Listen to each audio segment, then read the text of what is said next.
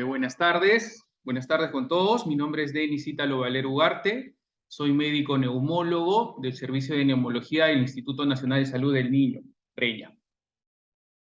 El tema que se me ha encargado, el tópico que vamos a dar el día de hoy es bronquiolitis aguda, para lo cual tenemos las siguientes fuentes. Tenemos la guía de práctica clínica para diagnóstico y tratamiento de bronquiolitis en niños menores de 2 años.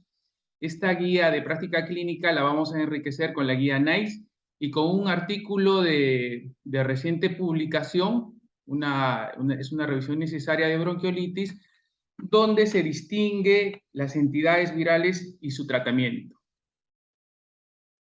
Esta resolución ministerial fue aprobada el 19 de junio del 2019 y es de aplicación en todo el ámbito nacional y en las diferentes entidades de salud. El objetivo principal del siguiente tópico es estandarizar y establecer los criterios de diagnóstico y tratamiento de la bronquiolitis. De esta manera vamos a contribuir a reducir la morbimortalidad en niños menores de 2 años por esta entidad. Los steps que vamos a seguir para la siguiente presentación es el que sigue y está dado por el Allergy. Como podemos evidenciar, tenemos la etiología, en este caso en el virus sincitial respiratorio y el rinovirus. La genética, los factores de riesgo de enfermedades severas, los factores protectores, ¿no? Y el cuadro clínico de disnea y las siguientes opciones de tratamiento y lo que corresponde tanto al virus sincitial respiratorio como al rinovirus. Tenemos una recurrencia de sibilantes del 10 al 30% en el caso de los pacientes que hayan hecho bronquiolitis con el virus sincitial respiratorio y de 30 a 80% en pacientes con rinovirus. Todo este cuadro lo vamos a manejar o lo vamos a desagregar a medida que vamos con la ponencia. La definición básicamente de bronquiolitis aguda es importante mencionar. La bronquiolitis se define como la inflamación de la vía aérea inferior, siendo este el primer episodio en niños menores de 2 años. Este concepto, si bien es cierto, es de aplicación en el Perú, pero en Europa hay una polarización. El tema de bronquiolitis aguda no se ha definido ni se ha estandarizado.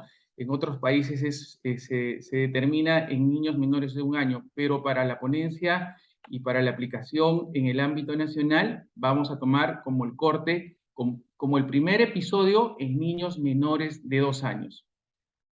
Además de este concepto, es importante mencionar que la bronquiolitis aguda es una enfermedad heterogénea con varios endotipos, la cual se caracteriza por una existencia de catarrales que pueden ser entre 3 a 7 días y tiene una relación directa con la infección por virus, especialmente con el virus sincitial respiratorio y en menos proporción con el rinovirus. Cada uno de estos virus con una presentación distinta. La prevalencia. La prevalencia tiene una prevalencia aproximadamente del 9 al 17% y el riesgo a desarrollar asma mayor al 50%, básicamente más en lo que corresponde al rinovirus. La mayoría de los casos se da en menores de 1 año, como lo habíamos mencionado anteriormente. Acá podemos visualizar un cuadro que lo hemos extraído de la guía de práctica clínica de bronquiolitis aguda, donde podemos evidenciar los casos de bronquiolitis por edad en el periodo del 2014 al 2018. Podemos ver que el número de casos ha sido creciente y la mayoría de casos se da en menores de 1 año. Acá podemos ver, este cuadro corresponde a menores de 1 año y el cuadro blanco corresponde a 1 año adelante. ¿No? Listo. La etiología, como habíamos mencionado, básicamente está dada por 2 virus importantes. Si bien es cierto, hay otros virus como el adenovirus, el coronavirus, etcétera, pero los 2 virus más importantes que determinan el desarrollo de una bronquiolitis es el virus sincitial respiratorio. En esta gráfica podemos ver la prevalencia y en la parte de abajo la edad. Vemos que el 80% de los casos de bronquiolitis en pacientes hospitalizados está dado básicamente por el virus sincitial respiratorio. Y en lo que corresponde al rinovirus, su detección más frecuente se da aproximadamente a partir de los 12 meses de edad. Y en la parte inferior podemos ver que a mayor edad tenemos más casos de otro tipo de virus, ¿no? Hay otro tipo de virus que forman parte del tema de bronquiolitis aguda. La coinfección entre el virus sincitial respiratorio y el rinovirus se da aproximadamente entre un 10 a 40% de los casos graves, ¿no?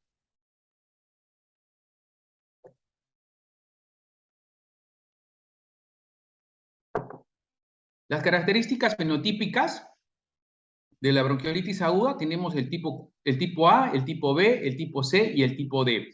En el tipo A tenemos el antecedente de sibilancias, eczema, mayor edad. En el tipo B tenemos las sibilancias asociadas a virus sincitial respiratorio. El tipo C, la infección más severa. En el tipo D tenemos síntomas leves.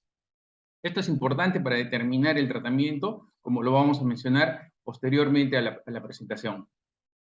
La etiología. Acá tenemos una serie de virus, ¿no? La clasificación de virus respiratorios. Tenemos al virus respiratorio sincitial, que es un Paramyxoviridae, al género Pneumovirus, es un tipo ARN y tiene subgrupos A y B. El otro virus que nos importa es el rinovirus, es un Picornaviridae, un rinovirus, también es un ARN y tiene subgrupos A, B y C. Y bueno, tendríamos que demorar un poco más para poder desagregar cada tipo de virus.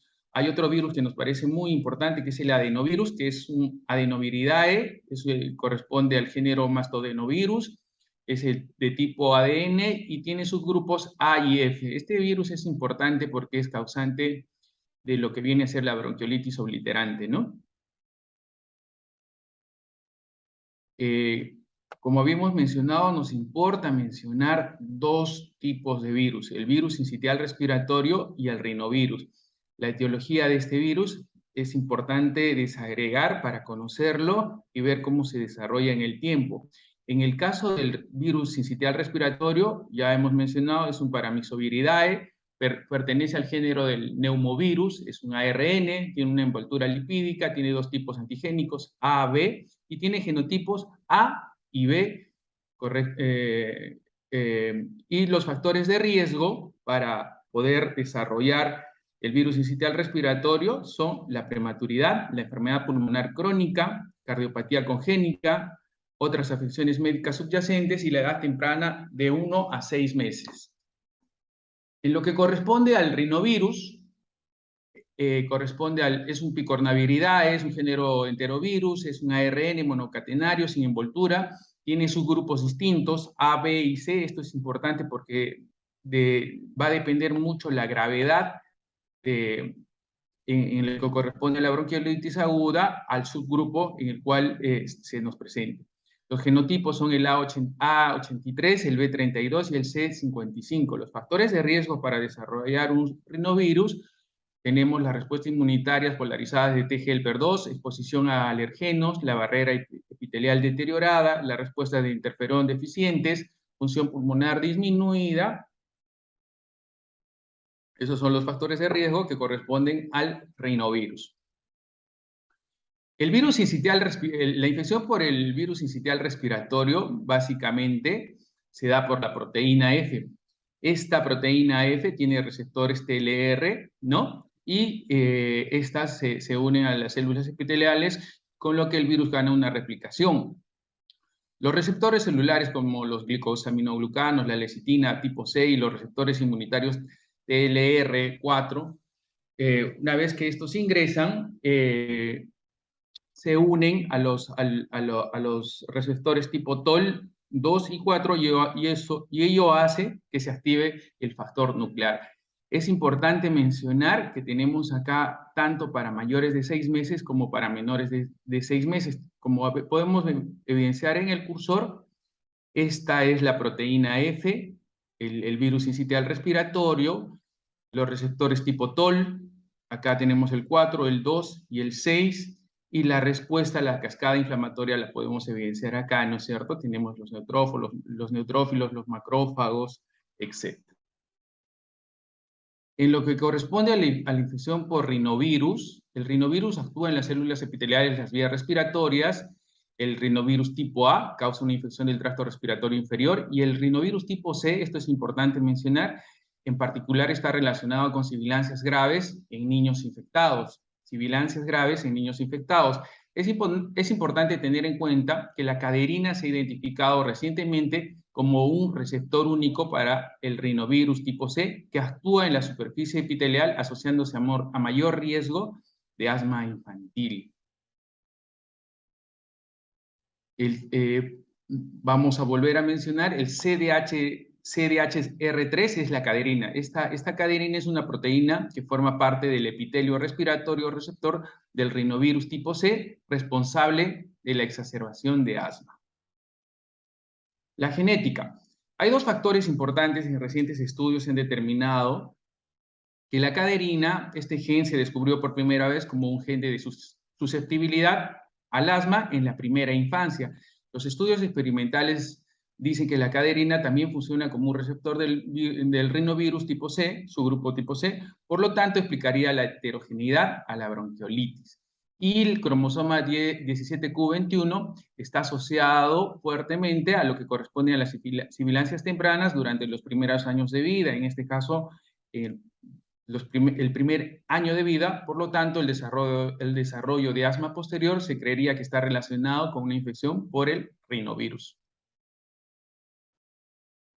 Este estudio ha sido dado por Sudicta y colaboradores, donde indican que los genes del cromosoma 17q21 en sus variedades ORMDL3, GSDMB, están asociados a enfermedades inmunitarias y al asma.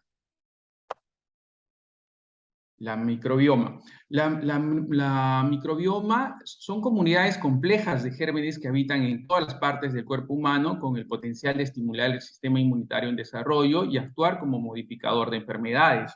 El microbioma de las vías respiratorias comienza en el nacimiento y está influenciado por factores como la asistencia a guardería, los antibióticos, las infecciones previas. En este diagrama podemos determinar los virus, el medio ambiente, las bacterias y cómo estos virus, el medio ambiente, las bacterias van a poder determinar que una enfermedad pueda ser leve o grave. Una enfermedad respiratoria puede ser leve o grave. Es importante el desarrollo del microbioma y cómo se desarrolla. Hay estudios donde se ha determinado, ¿no?, recientemente que la maduración microbiana retrasada del microbioma intestinal durante el primer año de vida tenía un riesgo notablemente mayor de sibilancias recurrentes y asma posterior. No solamente asma posterior, asma posterior a una infección respiratoria, sino también a otro tipo de enfermedades en el desarrollo de la vida. La fisiopatología. La fisiopatología básicamente es el efecto combinado del virus y la respuesta inflamatoria que llevan a la apoptosis de células epiteliales, necrosis, edema y sobreproducción de moco. De acuerdo a la fisiopatología, nosotros también vamos a ver la forma de enfocar y tratar en este caso, la bronquiolitis aguda. La respuesta y activación del sistema inmune innato frente al contacto de gérmenes produce elevación de interferones tipo 1, tipo 3, seguido de una inducción de citoquinas como las alarminas, las quemoquinas y factores de crecimiento que activan granulocitos, células dendríticas, monocitos y células linfoides. La clínica del paciente con bronquiolitis aguda en la mayoría de los casos es leve. Cursa con cuadros que usualmente se resuelven en 1 a 2 semanas y pueden ser manejados ambulatoriamente con una adecuada explicación, ¿no?, de signos de alarma y pueden ser manejados en el domicilio. Algunos casos se caracterizan por dificultad respiratoria, como es la expiración prolongada, otros síntomas asociados como tos, taquipnea, hiperinsuflación, retracción costal, rales difusos y sibilantes. En realidad es variado. Tenemos una clínica que se asocia a lo que corresponde a lo que es el virus sincitial respiratorio y otra a lo que corresponde al rinovirus. Vamos a ver cómo se desarrolla la clínica en pacientes con virus sincitial respiratorio en menores de 2 años. Estos presentan una tos húmeda, presentan sus crépitos, rales inspiratorios, a diferencia de lo que corresponde al rinovirus. En el rinovirus tenemos, a diferencia de una tos húmeda, en el rinovirus tenemos tos seca, tenemos sibilantes bilaterales expiratorios, y los dos comparten la siguiente clínica: aleteo nasal, taquipnea, cianosis, retracciones intercostales, uso de músculos accesorios, disminución de la saturación y pulmones insuflados.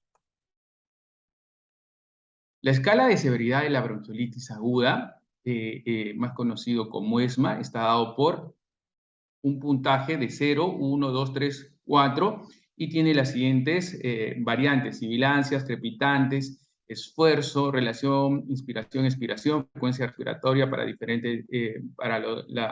los diferentes meses, la frecuencia cardíaca, y cada uno determina un puntaje.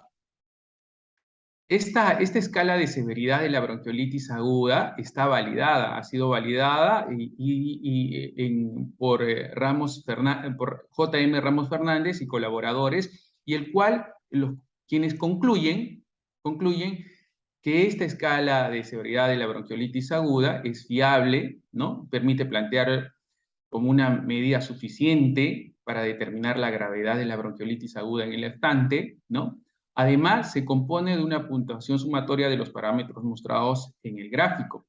Este se estratifica en 3 niveles: leve, moderado y grave, y el puntaje mayor a 10 implica mayor probabilidad de ingreso a UCI. Es una herramienta que nos puede otorgar una formulación más objetiva del concepto de gravedad para la intercomunicación, y también nos sirve para la toma de decisiones entre los profesionales dedicados a la atención en lo que es bronquiolitis aguda.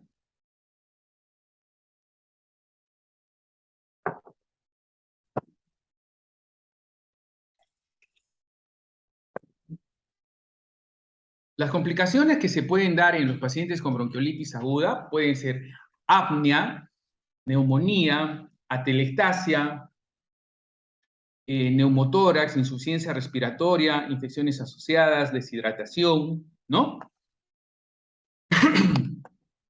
El diagnóstico de la bronquiolitis aguda es fundamentalmente clínico, basado en la anamnesis y en la exploración física. Las pruebas complementarias no suelen ser necesarias, salvo en situaciones muy concretas.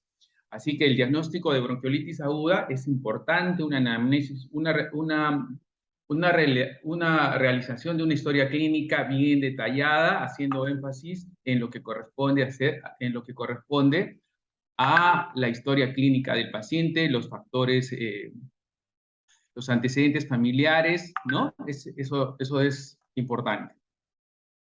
Los exámenes de apoyo al diagnóstico, como los habíamos mencionado, esto se ha extraído de lo que es la guía de práctica clínica de bronquiolitis aguda del Ministerio de Salud, en el cual indica que los exámenes auxiliares no son necesarios. Tanto imágenes, exámenes especializados complementarios, ¿no? No son necesarios.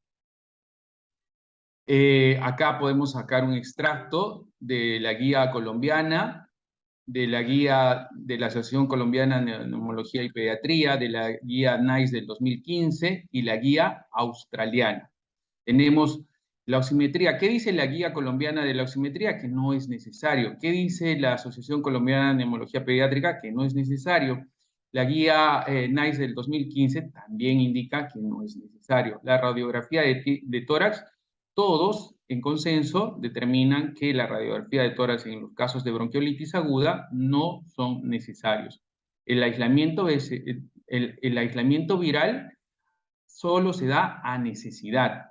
El hemograma no es necesario ni para la guía colombiana, ni para la Asociación Colombiana de Neumología Pediátrica, ni para la guía australiana del 2008, ni para la guía NICE del 2015. El cultivo solamente se da necesidad, el resto de guías determinan que no es necesario.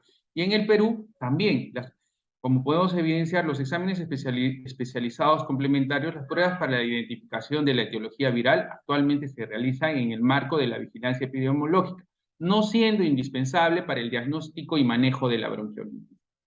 También se da por el costo que representa la realización de estos exámenes, ¿no?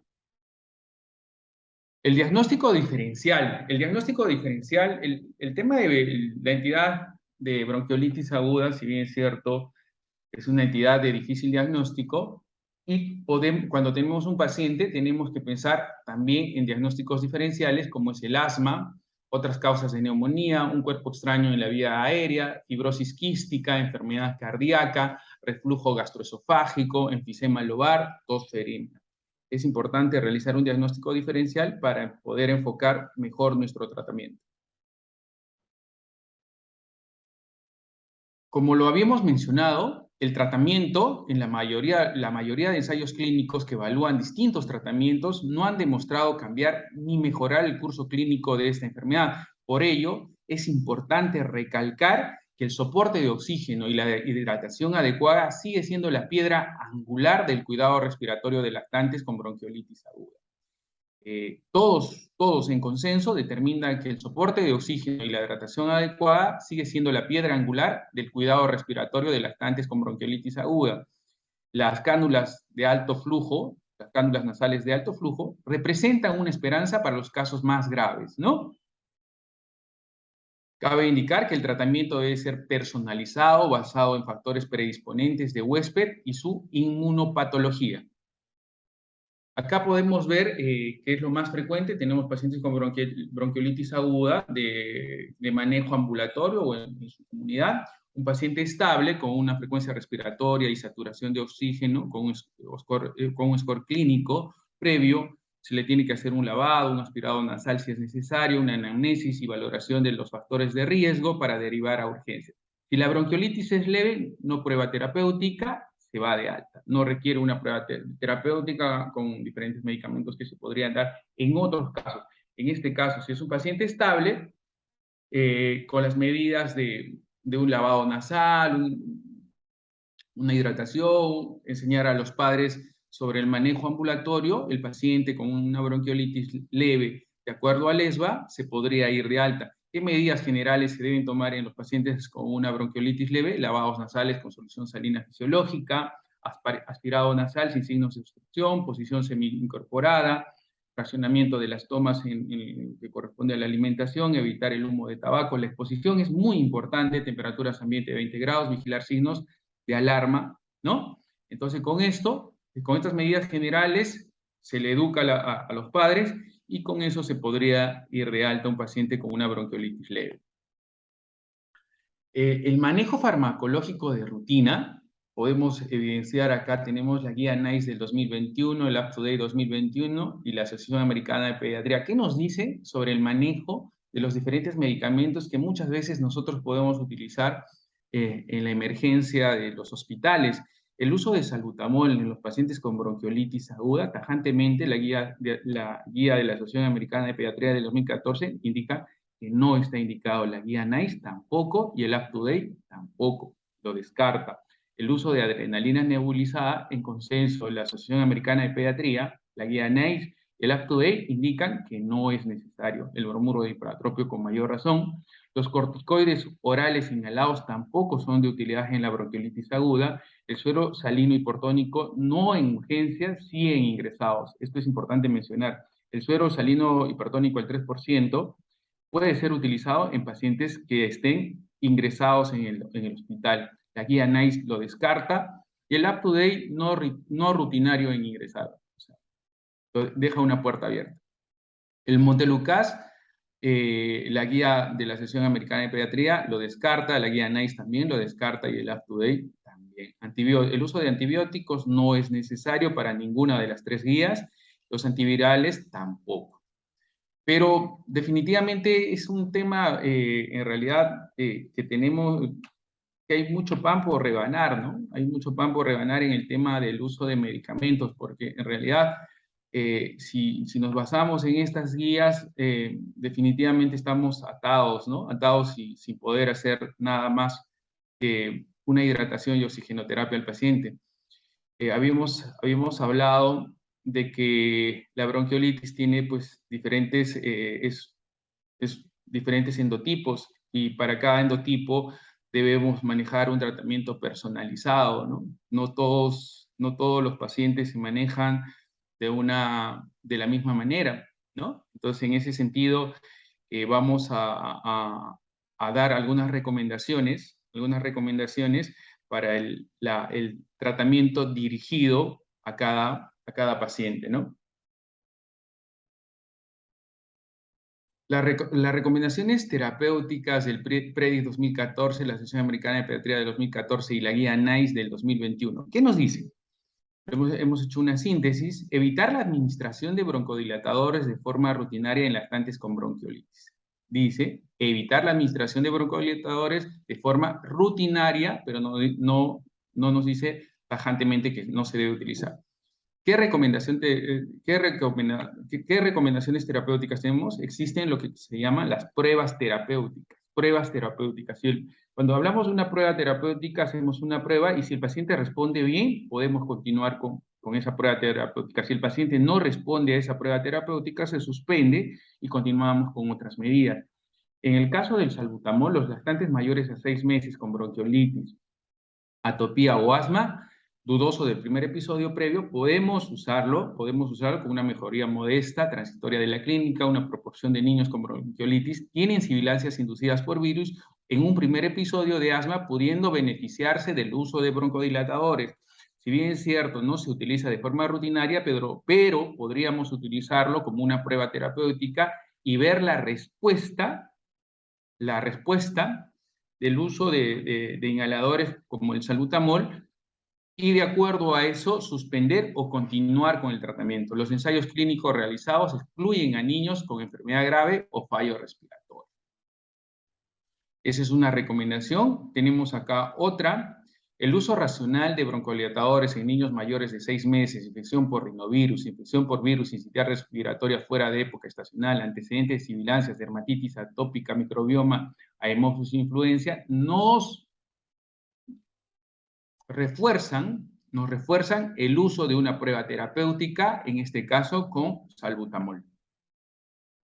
Otra recomendación por la NICE 2021, la Asociación Americana de Pediatría de 2014 y el PREDIS 2014, ¿qué nos dice? ¿Qué otra recomendación nos da? Nos dice que hay que evitar la administración de adrenalina de forma rutinaria en lactantes con bronquiolitis. No mejora los requerimientos de oxígeno, los días de hospitalización ni los scores de gravedad.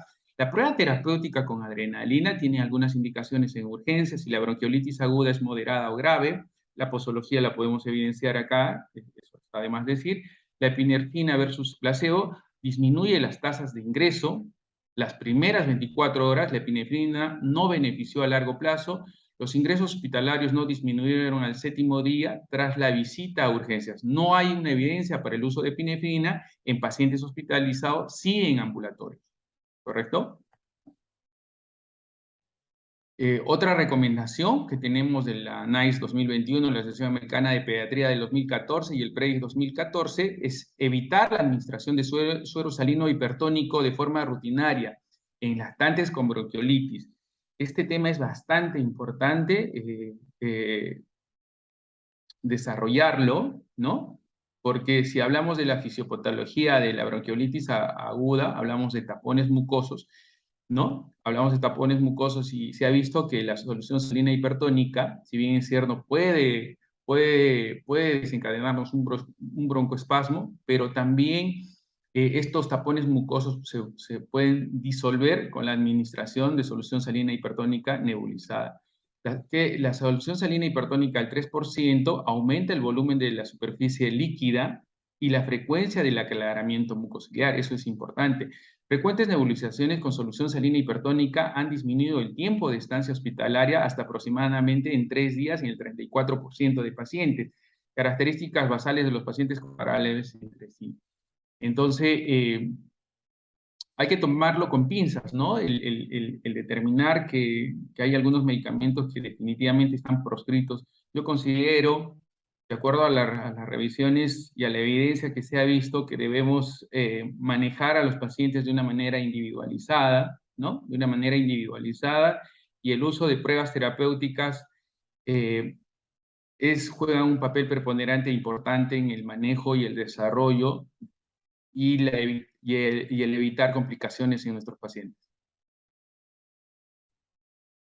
Bueno, acá también tenemos lo mismo, evitar la administración de suero salino hipertónico de forma rutinaria en lactantes con bronquiolitis. El suero salino hipertónico al 3% disminuye el exceso de mucosidad bronquial de la vía aérea. Valorar el empleo de nebulizaciones de salbutamol o adrenalina con solución salina hipertónica al 3% en aquellos pacientes con bronquiolitis aguda que tengan previsto un ingreso prolongado mayor a 3 días. Los resultados obtenidos varían en función de tipo de paciente. Eso es importante. O sea, siempre pensar en el tipo de paciente y el tipo de atención que recibe, la administración de fármacos concomitantes, criterios de ingreso y alta.